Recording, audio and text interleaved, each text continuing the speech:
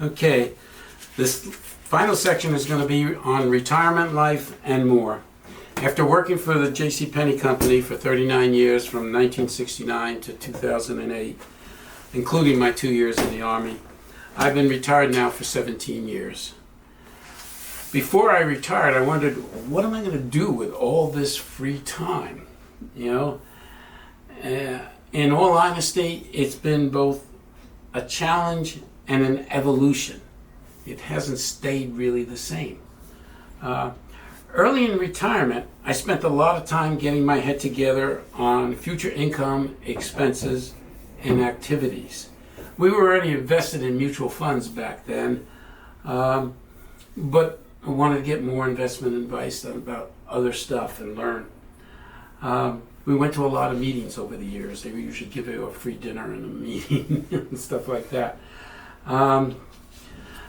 The other thing I was careful about from day one is not to dump all of our financial assets with one company. And just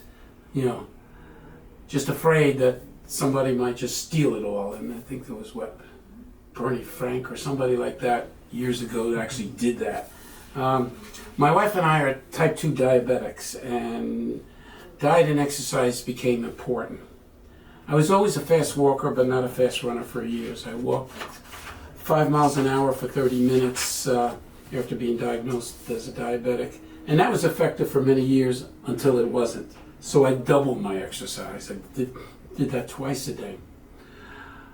And this was all during retirement. I also played golf badly, twice a week. About 10, 12 years ago, my wife found out about pickleball and encouraged me to try because she thought I would like it. So I did. I had played a lot of ping pong before that, and to me, pickleball is just like ping pong, but you're just standing on the table. The paddles are similar, though the pickleball paddle is much bigger than a ping pong paddle. Plus, my years of playing handball enabled me to easily switch my paddles from the right to the left hand when playing pickleball. And that's very good when you have to get something that would normally be a backhand. I'm right-handed, so if I had to do a backhand, I can reach here. But if I can switch the paddle to my left hand, which I can reach there. So that gives me a lot of extra reach. Pickleball turned out to be an exercise savior because my knees now have arthritis and my knee bones are too close together. And, and my knee doctor told me no more treadmill, no more walking because of that. And so I gave away my treadmill to fire department, local fire department about a mile away. I play pickleball 6 days a week. The only day I don't play is Saturday. All right. Pickleball courts are 1/3 the size of a tennis court. So there's much less running than when you're playing tennis. But you still have to be quick with your hands and your feet as the ball is being hit back to you from a short distance and sometimes quite fast. I also occupied my time in retirement with a family tree on Ancestry.com. My father got me started. In 2003, he gave me a chart with 100 family members, many of whom I didn't know about. And he asked me to find out about his great-grandparents.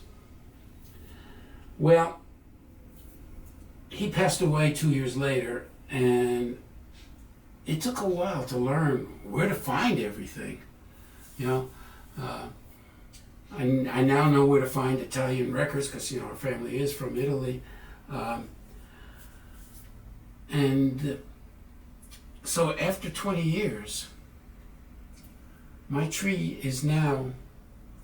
has over 72,000 people because I try to make my tree relevant not only to my Puma family, but to my daughter-in-law's family, to my cousins' families and the spouses that they met, to my second cousins, many of which I didn't know about and discovered doing the family tree, and I've actually visited with some of them, and that's been great. in addition to people, I have photos, over 13,000 photos. Now, some of the photos are documents, birth records, marriage records, some of that, but many are of people. And I think that helps the tree come alive. I also have hundreds of stories, family stories on the tree. You have to be very careful though. On Ancestry.com, they give you lots of hints. 90% of the hints are pure garbage, and you need to ignore it. So you have to look, do they have records behind this? In Italy, I went through the Italian naming things, so many people have the same name. You can't just assume that person with the name is, as the person you're researching, is really the same person. So I look for multiple areas of agreement. They also have hints where children are born before their parents. Well, that's impossible. People get married when a spouse has already been dead. That's impossible. You just have to be very careful. Otherwise, you're going to get a lot of garbage. You're going to follow up on ancestors of people who are not really your ancestors, and you'll waste your time. All right? Another thing that's important, and wish I had done, I didn't get interested in the family tree until I was in my late 50s. By then, my grandparents were gone. So many times I think to myself, if only when they were alive I'd ask them questions. Why did they come to America? I mean, in some cases, they left their entire family behind and never came to America, their family. They were by themselves. Why did they do that? Then I could have asked them, who their parents and grandparents were, and I would have found out a lot quicker than it took me researching without their knowledge, who their parents and grandparents were. So I advise people, whether you're interested in family history today or not, because you may not be interested today, but 20 years from now you might be. And then it might be too late. Your grandparents might be gone. Ask about it. If you're already a grandparent or even a parent, put down your thoughts about your family and the photos. Put the names on the photos. I've got some photos that I've inherited that are family members. I don't know who they are. There's no names on the photos. I have no idea who they are. Put the names on the photos, because someday, even though they're not interested today, your children or grandchildren, they may be interested, and it'll be there for them. Very important in my mind.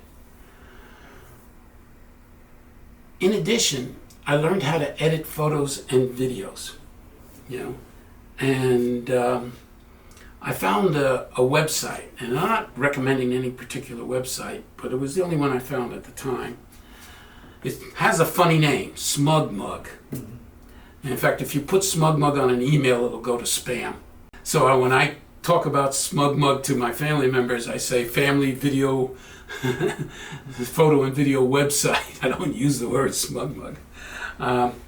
And for years, they were like $50 a year. And it's organized, you choose folders, and within each folder, you can choose what they call galleries, which is equivalent to albums. And you could put descriptions on the photos, titles on the photos, the same thing with the videos, so that people know who they are. And you can use the links they give you to either send the whole website of your photos and videos or just certain albums or certain pictures to family and friends. You just give them the link and they can access it, which is quite convenient. The nice thing to do is also to ask your family members that you've discovered, do they have photos and videos to add to the website? Because you're not going to have all the photos and videos that they have, And if you organize it in it's easy to see. Maybe you'll have a gallery of weddings. Maybe you'll have a gallery of vacations. Maybe you'll have a gallery of birthdays. You can organize it well.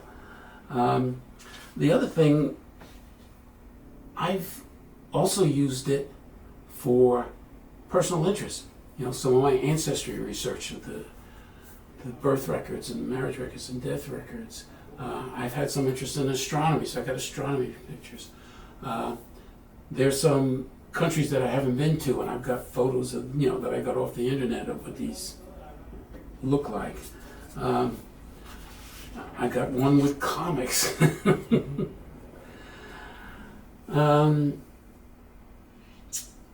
So that website also has, for each photo, a little symbol to download the photo if you want. They also have the same symbol if you want to download the whole gallery in one shot with all the photos. All right? It used to be about $50 a year. Last year they raised it to $85, which I wasn't happy about, but and there may be others like it. I don't know. I haven't found one. Now, I was talking earlier about diabetes. My wife also suffers from a bad back. And that was from her teenage gymnastic days. Physical exercise is not a real option for her. So she has plenty of other activities that she keeps busy at. They're not physical. She plays games with others on weekly or monthly basis, such as canasta, pinochle, hearts, bunco, mahjong, plus many other games that she plays on her computer. She also joins me for a couple's monthly pinochle game, with others, and we go to each other's houses and we exchange food and stuff like that. We also found a free website, trickster.com, that has 9 card games on it, and we use it for 2 games, pinochle and hearts. And most nights, for like the last hour before we go to bed, we get on our computers and we play with 2 robots those games, and that works out well. And you can even play just yourself with 1, 2, or 3 robots. My wife has this thing called monthly game day, where she invites her lady friends over and she introduces them to lots of different games, and they come and she serves them lunch. They contribute $3 each for the lunch.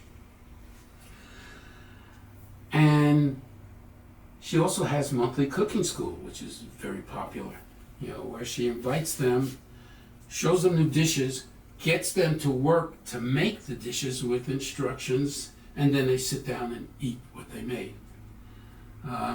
She reads a lot of books on Kindle. When I retired at age 60, because JCPenney gave a full pension back then at age 60, they don't give pensions anymore. My wife and I made a decision to do 3 to 4 vacations every year,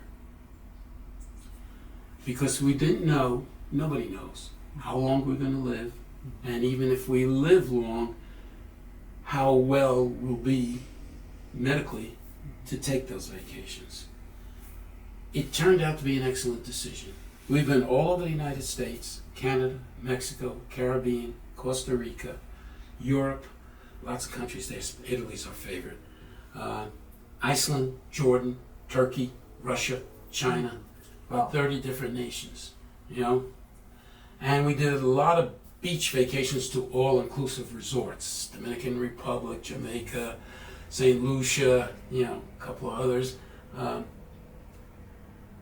We've done escorted tours overseas. That's what our preference was. Somewhere by bus and later by river cruise.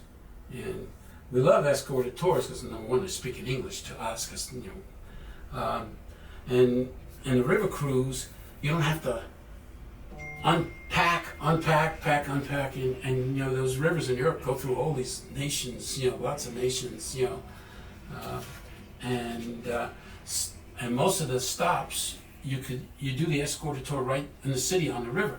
Now sometimes there's a trip 50 miles away that they send you by bus. We went to see in Austria the Schönbrunn Palace, which rivals the Versailles Palace in France, which we also saw when we went to Paris. And it's really nice.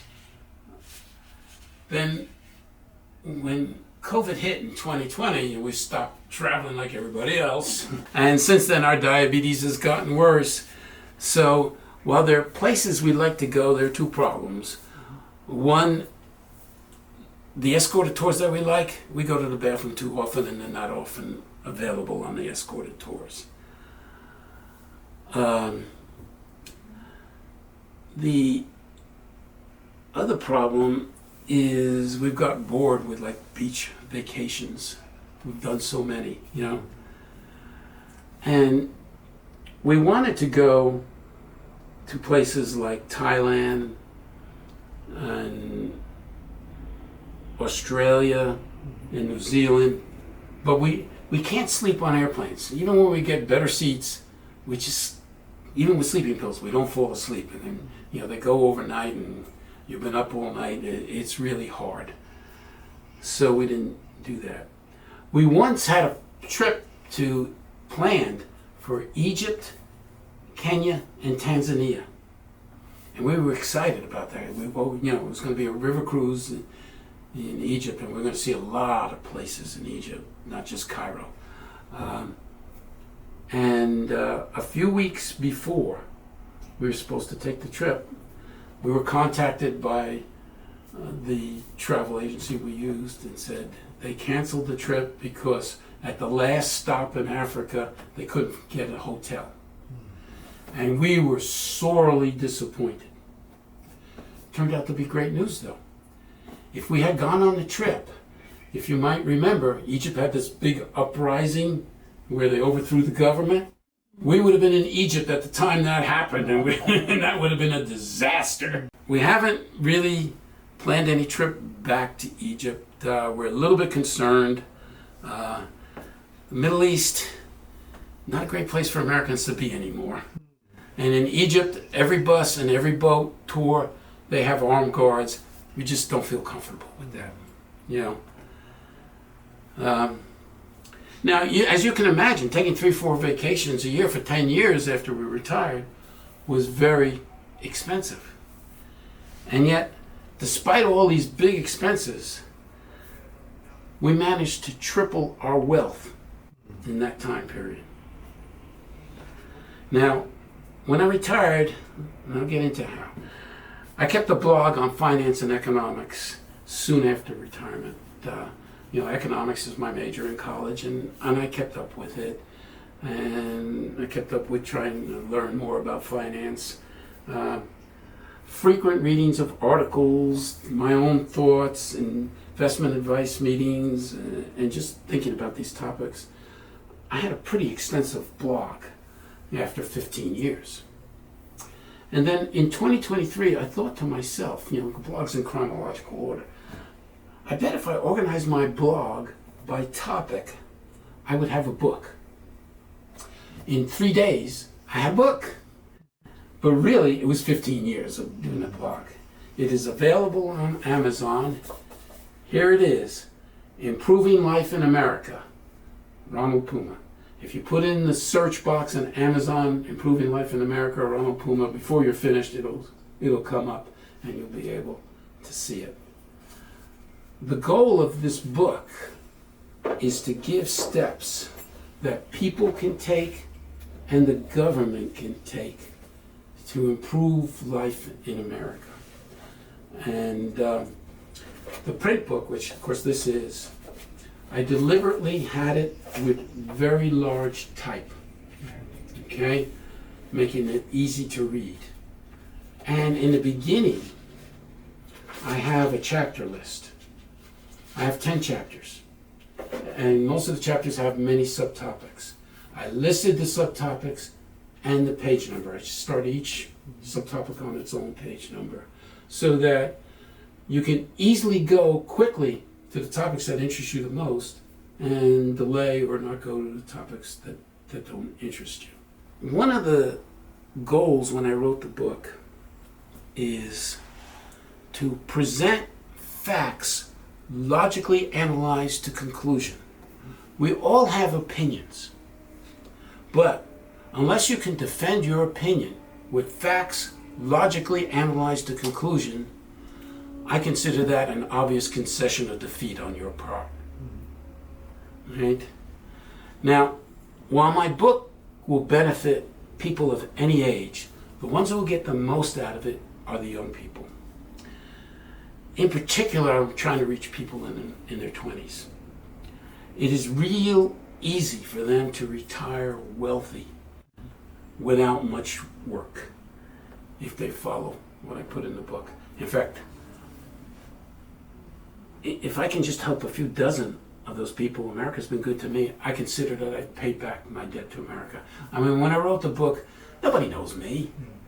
I'm not expecting to sell thousands or millions of books. If I can just help a few, I feel that's worthwhile. And on page 2 and 3 of my book, so right in the beginning, I give the example of why it's so important for a young 20-year-old. I give the example, if you're 23 years old and you invest $1,000 a year to retire, let's say at age 65, so for 42 years, $1,000 a year in the stock market. And I tell you what to invest in, not individual companies, index funds, and I tell you which index funds to invest in and why. The stock market averages a doubling every 7 years. Now, some 7 years periods it more than doubles, some it less than doubles, some it loses money. But in the last 100 years, if you put 4 to 5 consecutive 7-year periods together, your choice of which 4 to 5 consecutive, it has always averaged a doubling every 7 years. Okay? So that's no guarantee that it will do it in the future, but it makes the probability pretty high. Because the future has no guarantees. We all have to admit that. All right? So if you take the 23-year-old and invest it for 42 years, well, that's 7 into 42 6 times. That's 6 periods of doubling. So what does that amount up to? 2,000, 4,000, 8,000, 16,000, 32,000, $64,000 a year for 42 years. And if you invested $2,000 a year, it'd be $128,000 a year for 42 years. And if you invested $5,000, that'd be $320,000 for 42 years. Now, if you wait till you're 44, now you only got 21 years before you're 65. 7 into 23, so that's 3 doublings. 2, 4, $8,000 for 21 years versus $64,000 for 42 years. And you can never get back the tremendous advantage you have with youth investments. Okay? And I like to tell people, well, think about this. If you have a newborn child or grandchild, what if you put $1,000 a year into them? Now it's going to double 9 times. So from the 64,000, become $128,000, $256,000, $512,000 by the time they're 65. All right? For just $1,000 investment. A $2,000 investment would be $1 million. Okay? So think about that and do it. And if you don't have the money to put $1,000 or $2,000 in, but you could put $200 or $300 in for 4 or 5 years, well, do that. It'd almost be the same thing. Okay? I think that's, very important.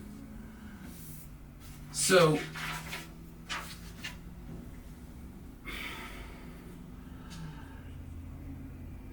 this book, which tells you all of that, covers many other important topics. I can't list them all, or we'll be here for 8 hours. Okay?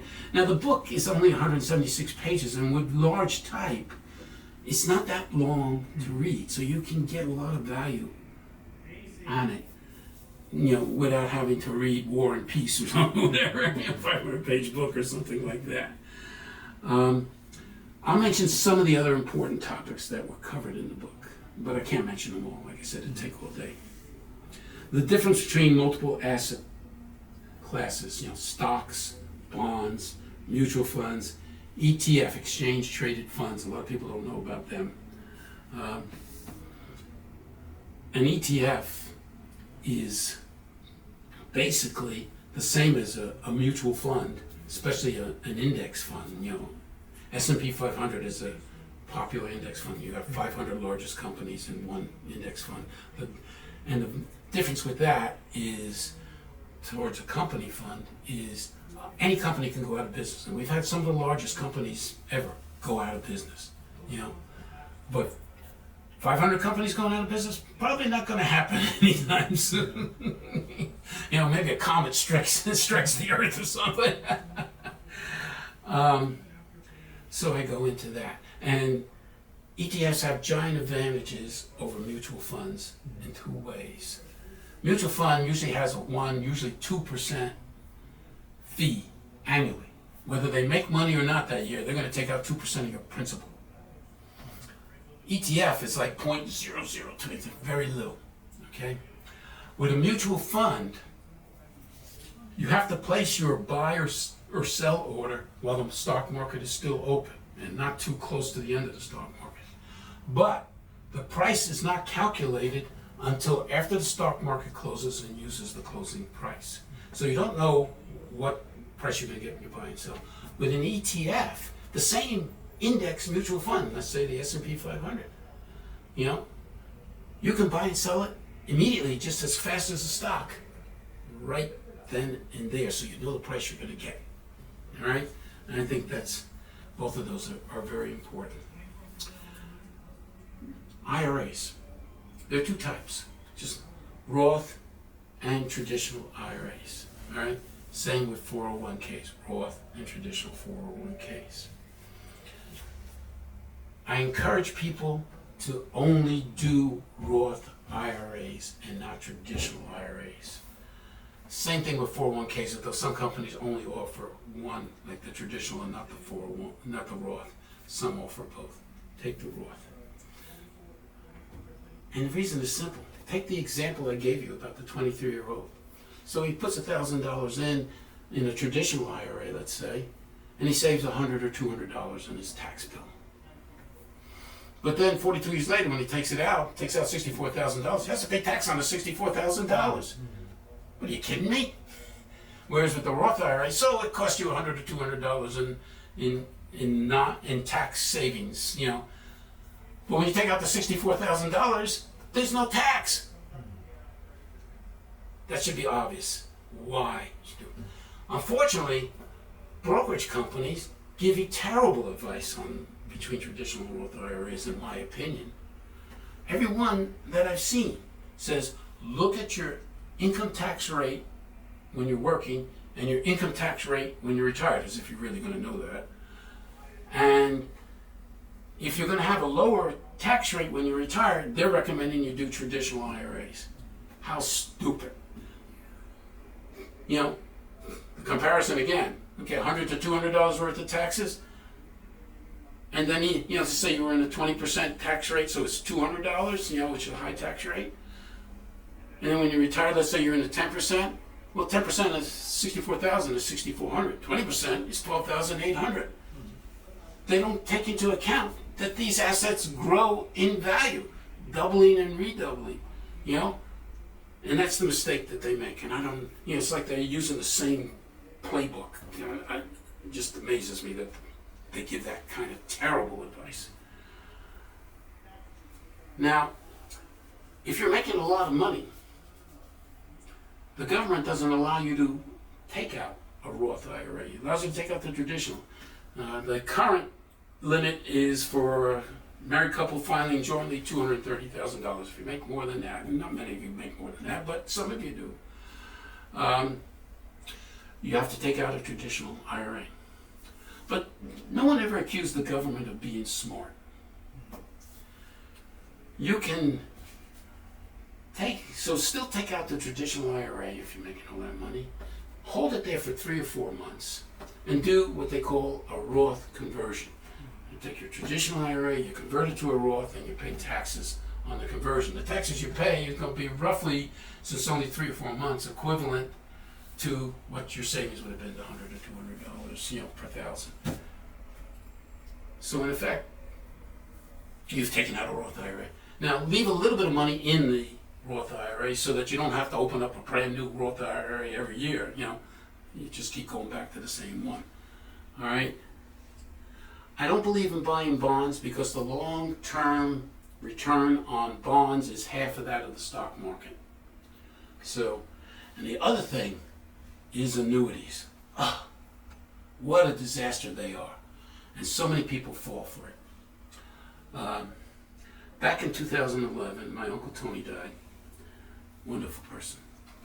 And his wife, also a wonderful person, my Aunt Lucy, my father's sister, asked me for help in managing her finances. And I was a little bit surprised because she had 4 daughters. One was an accountant, one had married a man that became a partner in a business, and he was a multimillionaire. I said, why don't you just, okay. Because I was afraid that my cousins might get mad at me. And they had already taken out annuities, several of them, a few years earlier. Now, with annuities, the attraction is, even if the investment gets below your original principal, they'll take it back up to your original principal. But really, you want the annuity to grow, and just like you do with your stock assets, and be worth even more. And that's where the problem comes. Let's say stock market has a downturn in 1 month of 10%. Because annuities, at least her annuities, looked at every month, plus or minus gains. So, they're not going to grow the value of the assets till you get rid of the 10%. Let's say the following month it goes up 10%, so you think, oh, I'm back to zero. No. The annuity had a limit on monthly gains of 2%.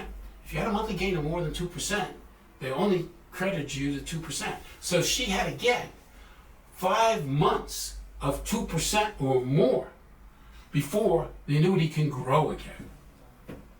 It's a crime. Really is, in my opinion. The other factor that I've read, most people who take out annuities, by the time they die, they haven't even gotten back their original principal. So, I just totally against annuities, and I hope I've given you the logical reason why. Now, when you're doing finance and economics, politics always comes into play on some issues. You just can't get away from it. So I have to delve into some politics. All right? Now, you've probably heard from politicians that the middle class has suffered the last 35 years. That is an outright lie. And I'll tell you why.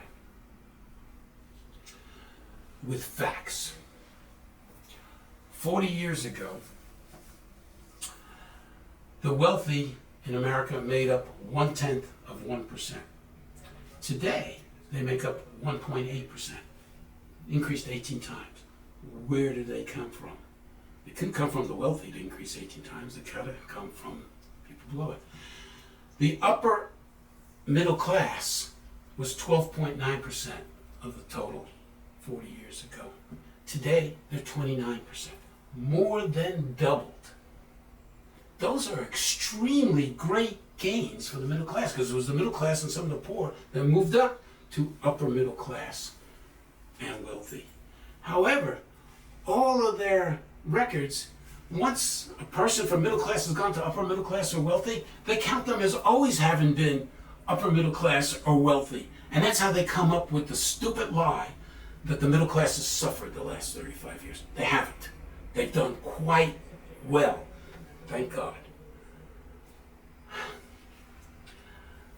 Now, when it comes to tax cuts, you hear even currently, the last tax cuts were 2017 under Trump. And they say it benefited the wealthy. It was tax cuts for the wealthy. Another political lie. Even the IRS has come up with documents that say the wealthy got a 6% tax cut in 2017. The middle class got tax cuts, because middle class has a big range, from 16 to 26%. What would you rather get, a 6% tax cut or a 16 to 26% tax cut? So the middle class got the best tax cuts in 2017, not the wealthy. And if the Democrats, who vowed to block the extension of the 2017 tax cuts because they expire at the end of this year, what will happen in 2026 is that the middle class will get increase taxes of roughly 50%. Are you willing to do that? You know, you can't believe the political propaganda that you're being fed so often. You gotta go up and look into the facts, which is what I've done, and I've done that through this book.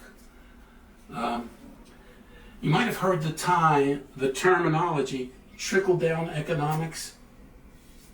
You know, they accuse the Trump tax cuts, the Reagan tax cuts as trickle-down economics that benefited the rich and didn't benefit the poor. And I already showed you the facts that it really benefited the middle class. Ronald Reagan, believe it or not, was originally a Democrat. He wasn't a Republican. He said that he didn't walk away from the Democratic Party. The Democratic Party walked away from him. And there's proof of that. John F. Kennedy is a Democratic icon. He was President of the United States who unfortunately was assassinated. You can go to YouTube. There's a 1963 speech, JFK 1963 tax speech. You can look it up, and in there, he tells you how valuable it would be to have tax cuts, not only on the middle class, but the rich too, and why. All right? So it wasn't Ronald Reagan who started trickle-down economics, so-called propaganda. It was JFK, a Democrat. Okay? So that shows you how much, unfortunately, the Democratic Party has shifted from the 1960s to today. Anyway. Some of you like to add money to your monthly mortgage payments to pay off your mortgage sooner. There's a much better way to do that. And the risk of doing what you're doing is that someday in the future, you may unexpectedly lose your job, have no money to make mortgage payments. You may get sick or injured and not be able to work. And as you've been making these extra payments, your savings have been going down. You may not have enough, if that happens, to continue to pay off your mortgage. And if you default on your mortgage, the bank is going to take over your home. And let's say you have, the average home is $300,000 in the US, and that varies a lot depending on location. And let's say you have a mortgage of $100,000. That means you have $200,000 equity into your house. If the bank takes over your mortgage, then it will not only keep the $100,000 that it owns for mortgage, it'll keep your $200,000 worth of equity. You don't get that back. You lose it all. You don't want that to happen. So the better way is to take that money that you would have put in each month to get down your mortgage and invest it. And keep doing that. And when the investment gets high enough, if you still want to pay off your mortgage, then just take that money and pay it off. And you're not at risk of losing your house and the equity within your house. All right? Another thing the book talks about is to avoid credit card debt. Credit cards are notorious for 20+% interest rates. So let's say your interest rate is 24% when you don't pay off your mortgage. What that means is that, let's say you bought a pair of pants for $40 and you didn't pay off the principal, you just paid off the interest each month for 3 years. Well, in 3 years, the interest payments will amount to $40. And you still have $40 of principal to pay off. So you've doubled the cost of the pants. And in 6 years, you double it again. So, credit card interest rates are just too high to use it to buy stuff. If you can't afford it, don't buy it. Another important thing is how to improve Social Security for married couples at no cost to government. And this idea came to me in 2011, family tragedy. Both my wife's older sisters, at ages 68 and 70, died within 15 days of each other, one from cancer, one from kidney failure. Now, they and their husbands had worked all their lives, paid their bills, but never made enough to save a lot of money. So they still had, the surviving husbands still had mortgages on their homes. And when you're a married couple collecting Social Security, when one spouse dies, you keep the larger check and you lose the smaller check. Now, what does that mean? Well, if you were collecting the spousal benefit, that's 50% of the higher check.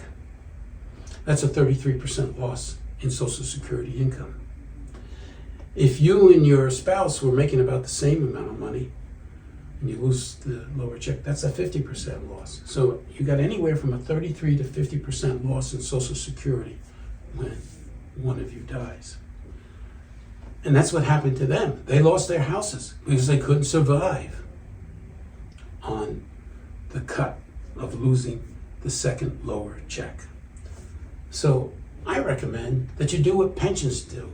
My JCPenney pension was had 4 options. The first option was the Social Security option. Get the highest amount while you're alive, lose everything when you're dead. 3 other options were, well, the spouse, when I die, gets 50% of that check. So I get a little less when I'm alive. Or 75%, get a little bit less. Or 100%, get even less. How much less? Well, it depends on your age and your spouse's age and life expectancy tables. And they show it to you, and so they show you the 4 options, and you get to choose. And the company doesn't care what option you take, because using the life expectancy tables, they know that they're not going to lose any money. It's going to be the same cost to them. So I recommend that. You often hear talk about how hard it is to fund Social Security and that it's going to go bankrupt and whatever. Well, number one, it can never go bankrupt, all right? Because they're taking money from working people to always be working people. Benefits could go down if you can't get enough money through their Social Security taxes. So we all think of Social Security as a pension fund, and that's 75% of it. But the other 25% are 2 welfare programs. Disability insurance and income for widows with kids. Those rightfully should have been in the general fund, not the Social Security fund, and that would have been fairly funded, because then the wealthy would have paid a bigger share of it. Now in Social Security, once you reach a certain amount, I think it's around 170,000, I haven't looked it up recently,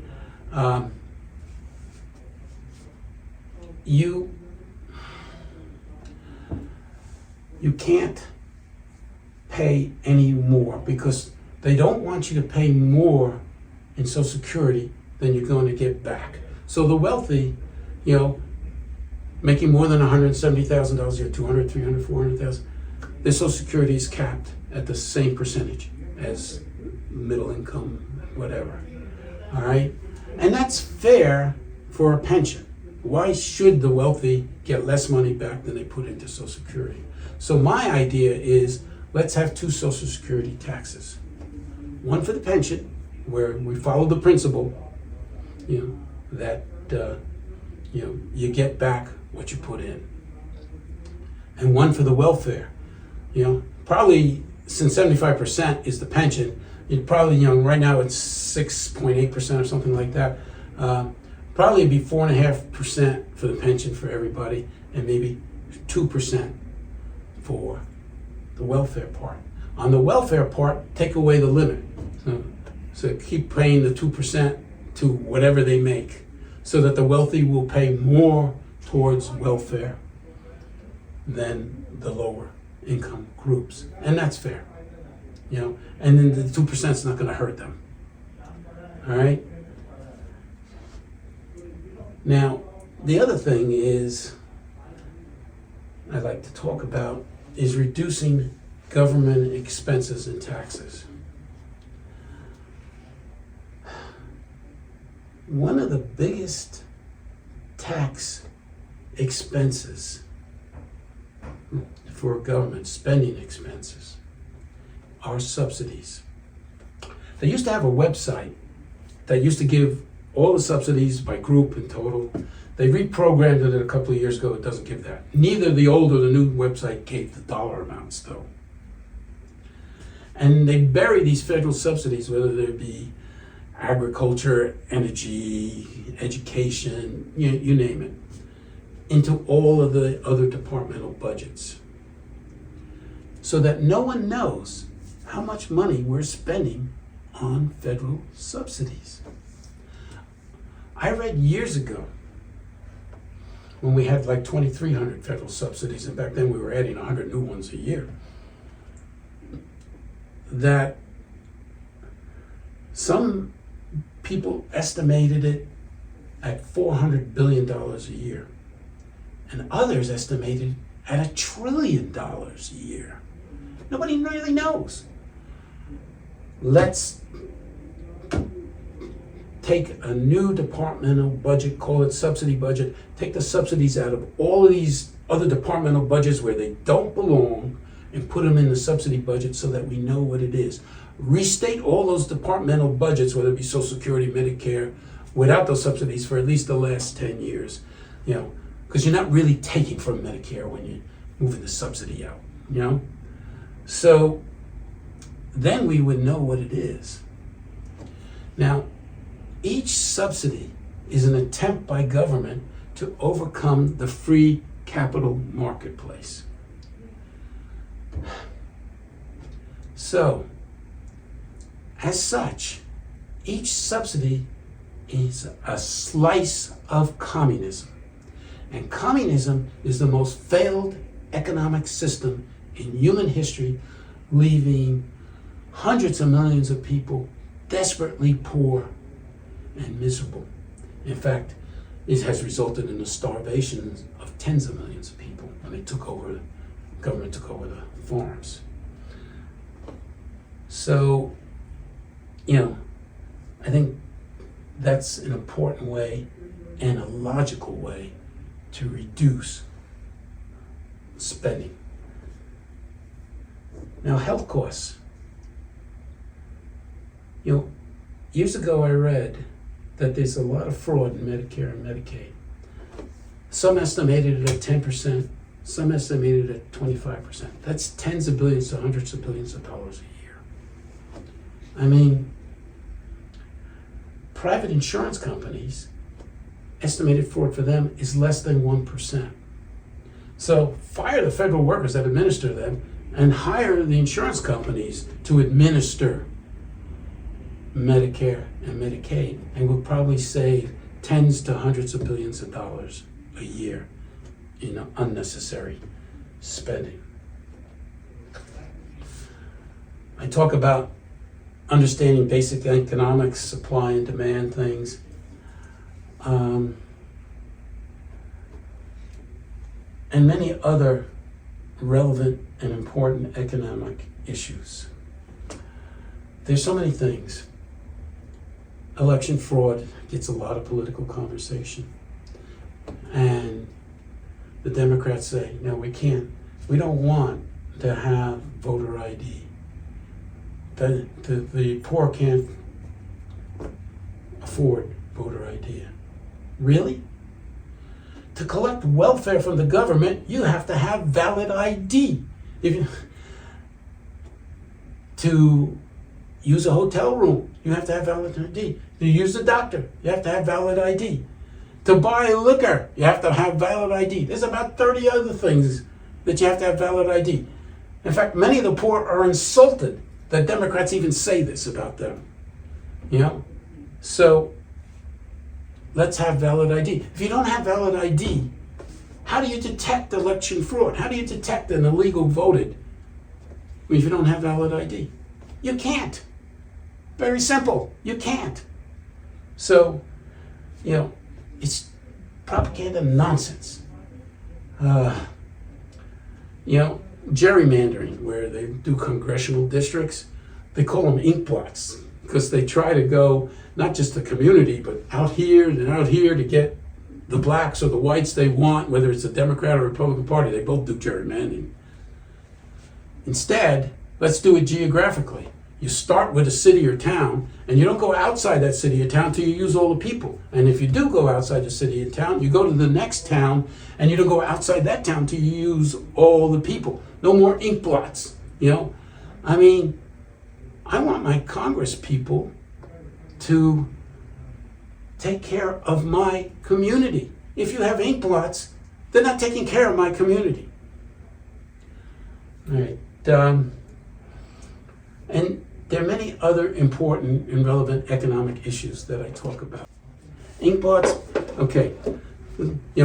Everybody's in their own congressional district. Burgess used to be my congressman, and we've got a new one now. He retired. And, I'm in Denton County, all right?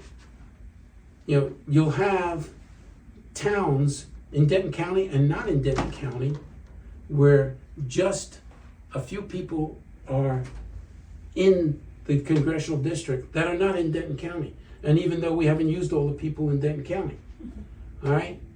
So that's done, on the Republican side to get as many Republicans to vote in that congressional district. On the Democratic side, to get as many Democrats as they can get, to vote, especially they like to go into areas where the black population is, because the black population votes very heavily Democrat. And so when they draw a map of the congressional district, instead of seeing a town or a city or a community, you see this, dot, dot, dot, dot, dot, dot, dot. It's ridiculous. You need to stop that. There are many other important topics in my book that you can benefit from and the government can benefit from. It'd take another 8 hours for me to talk about all of them, so we're not going to do that. Okay?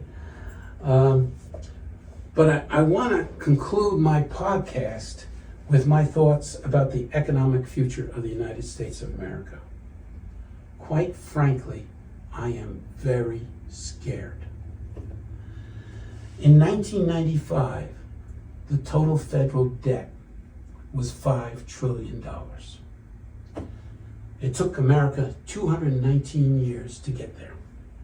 In just 30 years, from 1995 to 2025, it's now $36 trillion, a seven-fold increase in the debt in just 30 years. I mean, you and I are responsible for paying back the federal debt with interest. In 2024, the interest on such a debt was $1.2 trillion. More than Social Security budget, more than the Medicare budget, more than the defense budget, more than any other departmental federal budget. Always remember this. Government has no money. This is worth repeating. Government has no money. They get all their money from taxing us and borrowing through treasury bonds, which we have to pay back both the principal and interest. So remember that when the government's trying to spend and give you free stuff, they're not giving you free stuff. With the left hand, they're giving you the free stuff. With the right hand, they're going into your back pocket, pulling out your wallet and taking out the money to spend for it. Keep that image in mind. Now, $36 trillion in debt amounts to roughly $110,000 for every man, woman, and child in America. So if you're a family of four, that's $440,000 is your share of the federal debt of $36 trillion. You ready to pay up? I didn't think so. Other countries that have had huge debt, Venezuela, Argentina, and Venezuela used to be the most wealthy country in South America, have had the economies collapse. Venezuela even had 1 million% inflation. after it collapsed. Because as we build more and more debt and we try to finance it through treasury bonds, those who would lend to us see that there's greater risk. They demand higher interest rates. So it's more to pay it back. And then if the risk becomes too great, they're not willing to give you a loan at any interest rate. So if we do not get our debt under control, which can only happen if we make substantial cuts in spending, the same collapse economically can happen to us. Now, I know it's difficult for you and I to wrap our minds around trillions of dollars of spending and debt. This topic is so important that I want to offer one more attempt to hopefully make this topic clearer. This is what I call my understandable analogy of the national debt.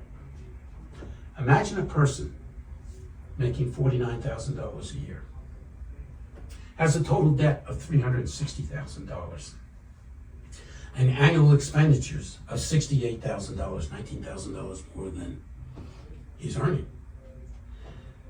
Keep in mind that the general guideline for long-term debt is a maximum 1.5 to 2 times your earnings. So that would say a maximum of like $98,000, not $360,000. So this person needs to go to a bank and finance this debt every year. So imagine him going to the bank to finance this $360,000 in debt. The banker asks him, how is he going to pay it off? And he says, I'm not going to pay it off. I'm not going to pay it back. I'm going to still borrow another $19,000 cash or more each year from now on, and will only pay interest on the debt, the money for such interest coming from more borrowings. After the banker stops laughing, he escorts the person out of the bank and he doesn't get his loan. Now add 8 zeros to each of those numbers and you have the United States of America. 4.9 trillion in annual revenues, 6.8 trillion in spending, and 36 trillion in debt in 2024, and it's going up $2 trillion a year every year. Are you scared now? You should be. Worse, that does not even include the $80 trillion that government has in unfunded future liabilities. This concludes my podcast. I want to thank you for the opportunity to present my views on so many different subjects and remind you that there are more subjects important to you, important to the government, covered in my book. I sincerely hope that you derive some benefit from this podcast and know that you will derive even more benefit from this book. So, Improving Life in America, Ronald Puma, available on Amazon. Thank you again. I appreciate it.